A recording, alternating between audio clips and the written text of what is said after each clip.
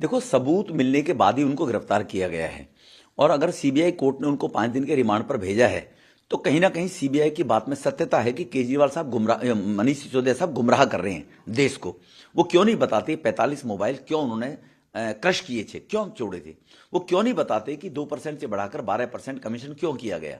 वो क्यों नहीं बताते 140 करोड़ रुपया शराब लाइसेंस होल्डर्स का माफियाओं को क्यों माफ किया? क्या रिश्तेदारी थी इन लोगों की उनसे?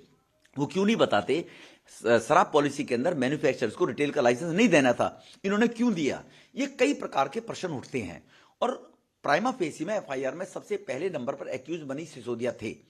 उस टाइम कहते थे हमारे खिलाफ चार्जशीट फ्रेम नहीं हुई है। चार्जशीट फ्रेम होती है जब जेल में अंदर मुलजिम चला जाए या मुलजिम बिल्कुल बेकसूर हो, एफआईआर क्रश कर रही हो। तो इसीलिए अब ये गिरफ्तार हो गए हैं, सबूत पर्याप्त हैं। और पर्याप्त सबूत के आधार पर भ्रष्टाचार का नारा लगाने वाले केजरीवाल एक फेरिस्त की लिस्ट जारी किया करते थे। 20 लोग, 25 लोग। आज जितेंद्र आपके सामने थे, इनके फर्जी डिग्री मास्टर। आज सत्येंद्र जैन इनके जेल में हैं। आज ये आधी सरकार डिप्टी सीएम साहब जेल में जा रहे हैं। लेकिन नैतिकता नाम की केजरीवाल साहब के पास कोई चीज ही नहीं बची है। जो आदमी ये कहते थे कि मैं लोगों से राय शुमारी लेने के बाद कोई पॉलिसी योजना लागू करूंगा, महिलाएं बच्चे धरने पर बैठे थे गोविंदपुरी में, देवली में, कालकाजी में, मधु विहार में, संगम विहार में, उनकी राय शुमारी नहीं ली गई लोगों ने। क्या वजह थी तुम्हारी? इसका मतलब ये स्कैम था, गोवा के लिए पैसा चाहिए था चुनाव में बहाने के लिए, और ये इस पैसे का दुरुपयोग करते हुए आप लोगों ने रिश्वत यहां पर ली है। लेकिन केजरीवाल ये कह रहे हैं कि जबरदस्ती दबाव बनाया जा रहा है और मनीष सिसोदिया बिल्कुल बेकसूर है और ये छूट कर आएंगे। मनीष सिसोदिया बेकसूर है तो बार बार इस प्रकार का नैरेटिव क्यों बना रहे हैं? एजुकेशन मिनिस्टर, क्या वो एक्साइज मिनिस्टर नहीं थे मनीष सिसोदिया साहब? ये बताया ना, एक्साइज मिनिस्टर रहते हुए उन्होंने, एक सरकारी अधिकारी ने 164 के बयान दर्ज कराए हैं। उसमें कहा है कि ड्राफ्ट चेंज कराने के लिए हम पर दबाव सरकार की तरफ से बनाया जा रहा था।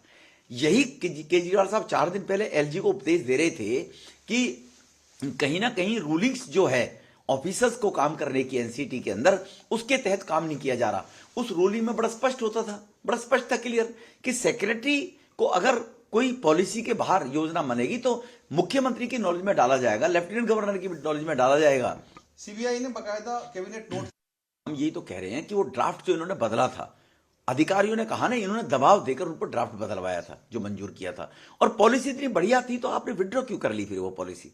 अगर पॉलिसी दिल्ली के लोगों के लिए थी, भले के लिए थी, कभी कभी पंजाब में भी वही पॉलिसी लागू होती है। पंजाब में तो आतंकवादी गतिविधि करने वाले खालिस्तानी संगठन के लोगों ने थाने में कब्जा कर लिया, थाने पुलिस वालों को मारा।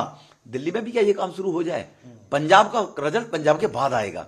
अभी तो यहां पर एक्साइज पॉलिसी के तहत जो घोटाला हुआ उसमें मनीष सिसोदिया गिरफ्तार हुए। दूध का दूध, पानी का पानी होगा। नमस्कार, मैं हूं मानक गुप्ता। अगर आपको हमारा ये वीडियो पसंद आया हो तो इसे लाइक और शेयर जरूर करें, और हां, हमें सब्सक्राइब और फॉलो करना ना भूलें ताकि आप देश और दुनिया की कोई खबर मिस ना करें। तो जुड़े रहिए हमारे साथ और देखते रहिए न्यूज़ 24।